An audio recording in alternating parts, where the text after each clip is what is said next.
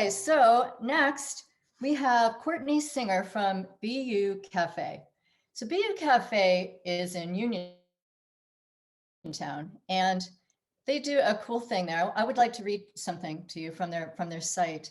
At BU Cafe, we hand draw a bee on each cup, which not only symbolizes our hive, the community that makes us, but also the individual. No two bees will ever be the same, just as no two people are the same. And I believe that diversity should be celebrated.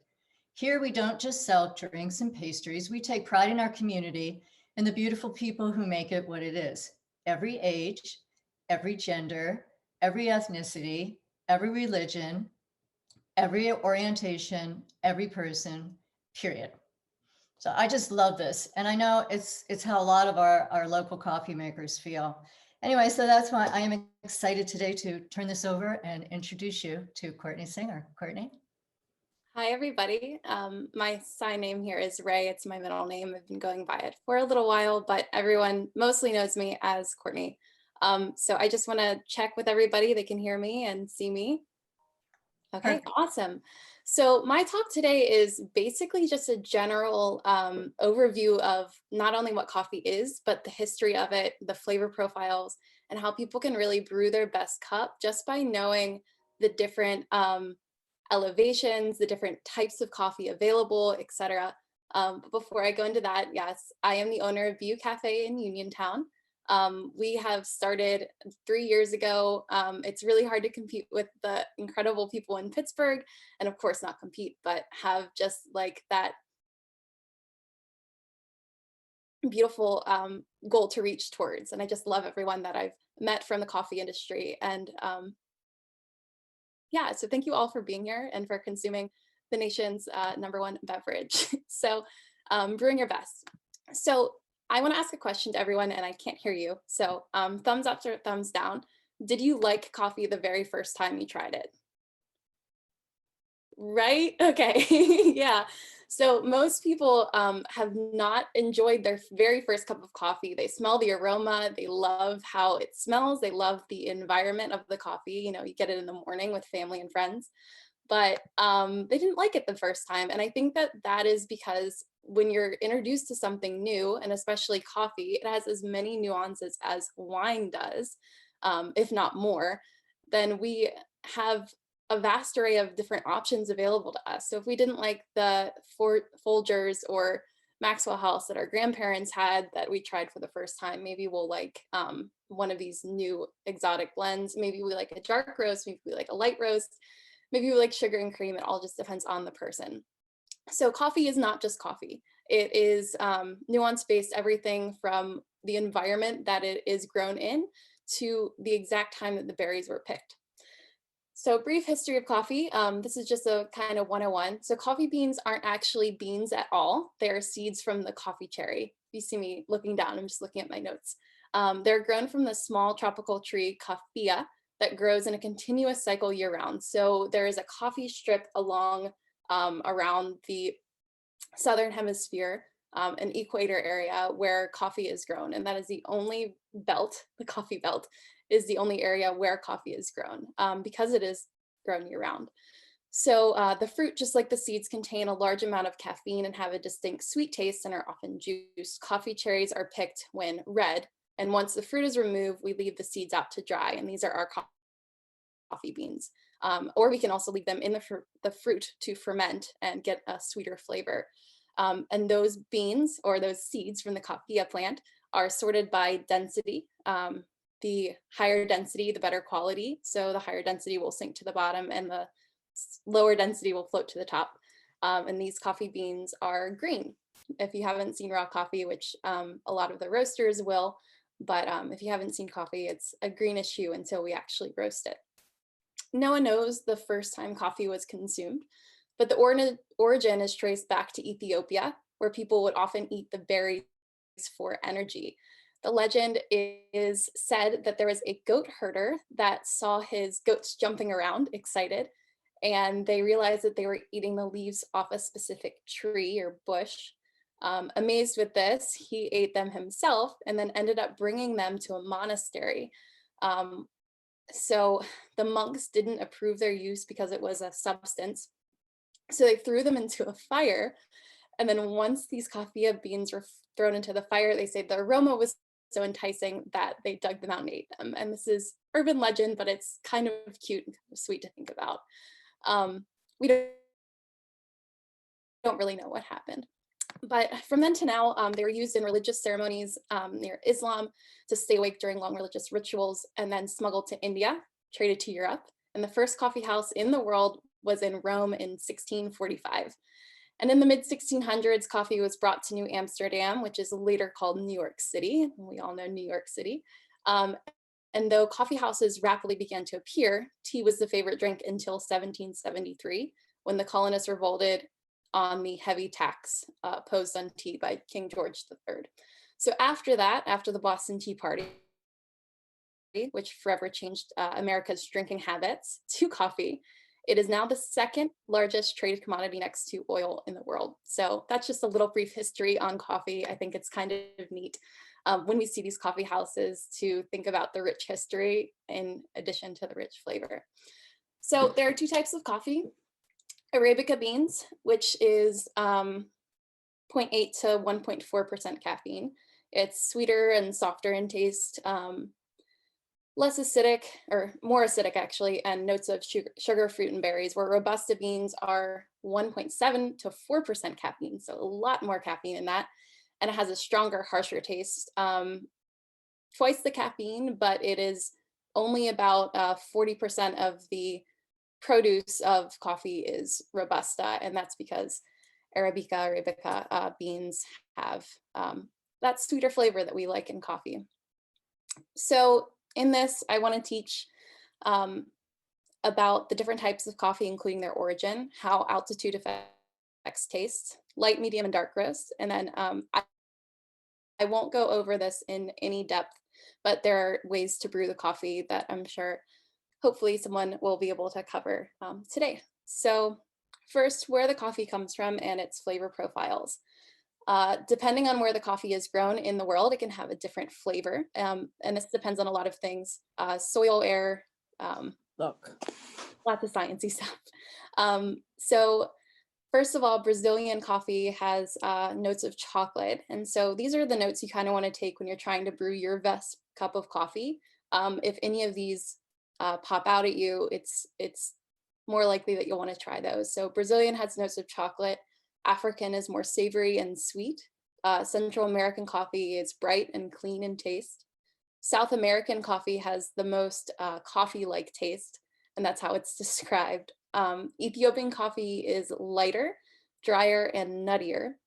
Indonesian coffee is dark, deep, and traditional, unless you've had monsoon coffee, which is so cool. And Indian coffee is light in taste. So those are just some of the common flavor profiles. And all of those coffees from those different areas can have a different flavor depending on the altitude that it's grown. So simply put, elevation between or below 3,000 feet has a simple, mild flavor.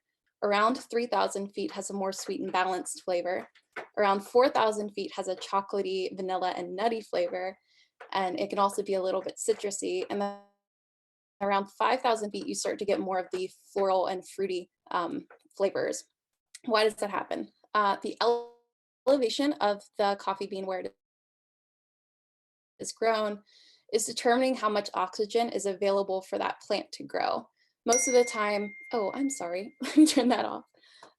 Most of the time, do not disturb on.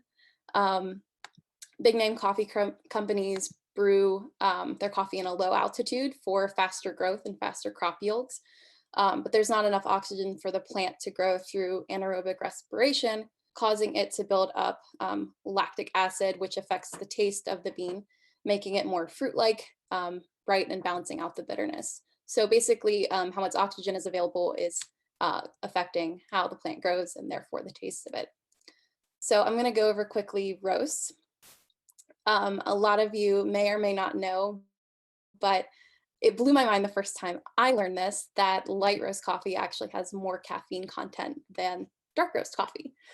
And so people, when they roll up, they're like, all right, I need something strong. Give me the darkest roast. I'm like, you need light roast. You might not like it, but it's going to give you the most caffeine. And so light roast is a low oil coffee. It's lighter in the body, but it has more flavor for it. So because it's not roasted as long, it basically, think about salmon or a steak. You know, you want to cook it to that perfect. It's just done enough. If you overcook it, it loses some of the flavor. So light is the least amount of roasted. It has more flavors, but it is more acidic. And it, like I said, has the highest amount of caffeine. Going on the opposite end of the spectrum, dark roast has a lot of oil. It is dark and almost black. You can really see it in the bean itself. It has a thin, smooth flavor. You can almost describe it as drinking like a cup of water. It's just really smooth going down. And it's the least acidic and the least amount of caffeine in a coffee. So if you're someone who knows that you love a cup of coffee, but it gives you acid reflux, or if it you know, hurts your stomach in any way, maybe you want to go towards that darker roast coffee. That way you can have less acid and try to save yourself from a stomach ache. If you're someone who really, really wants that caffeine, go for a lighter roast. And if you're someone who is just a connoisseur of coffee, the light roast single origin blends are really the way to get all of the flavor taste profiles included. So I have a little graph here about how caffeine works, and it's just a fun fact I'm gonna throw in. So caffeine tricks us by blocking the adenosine receptors in our bloodstream. Normally when the adenosine binds to its receptors, neuroactivity slows down and you feel sleepy. So adenosine is going to attach itself and it's going to make you feel tired.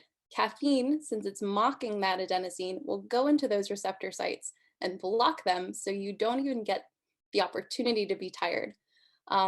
And I just think that that's a really interesting fact. Caffeine's kind of like a man with a mustache blocking the receptor sites. So again, if you would like that, go for the lighter roast. And then just briefly going over how to brew your best coffee. It depends on the actual brewing of the coffee as well. So that's determined by things like grind size, if the coffee has a filter when it's brewed, such as drip coffee, or without a filter, such as the French press. Application of hot water, this just means the temperature. Espresso itself is brewed at a lower temperature, whereas drip coffee is brewed at a higher temperature. And then the pressure of application. And again, using those two examples, espresso is brewed at a high pressure, as French press is brewed with almost no pressure. So when we brew these coffees in these unique ways, we're able to extract each of the coffee's unique flavors. You can take the exact same coffee brewed as a drip and brew that as espresso and brew that as a French press, and it'll get 3 completely different flavors just based on the brewing alone. So you can go for the drip coffee, which is the most popular and easiest. It's hassle-free, and it's a good way to get a lot of coffee at once. French press is a little bit less, but it has something called crema, which is this sweet combination of the natural sugars within coffee and carbon dioxide, and it gives it a really good velvety taste. I won't go over the other types of actual brewing of the coffees just because of time restraints, but there's different ways to brew it. Drip, espresso, French press, pour over, cold brew, AeroPress, just to name a few. People have gotten really creative with the ways they brew coffee, and it's amazing. But I'm going to leave you guys with 3 tips for the best cup of coffee that you can have. So brewing your best, you want to remember that scorched coffee is bitter coffee. So when you're making something such as a French press, you never want to pour boiling water over coffee grounds. It'll end up taking the coffee to a burnt taste. And the same with espresso, you don't want to over extract your espresso shots because those shots are getting burnt. So when you're brewing, consult the experts if you have a new home machine that you're trying out, And if you are, just remember, if it tastes a little bit bitter, maybe it's just overbrewed. Tip number 2, buy fresh coffee. You can buy fresh coffee properly stored in an airtight container. And for best results, you want to get whole bean coffee and then grind it as you go. It's a little more work, but I promise it's worth it. And then third, when you're brewing your best cup of coffee, I really encourage you to experiment. So go out to different coffee shops, ask questions, talk to the experts, and try to figure out what you like.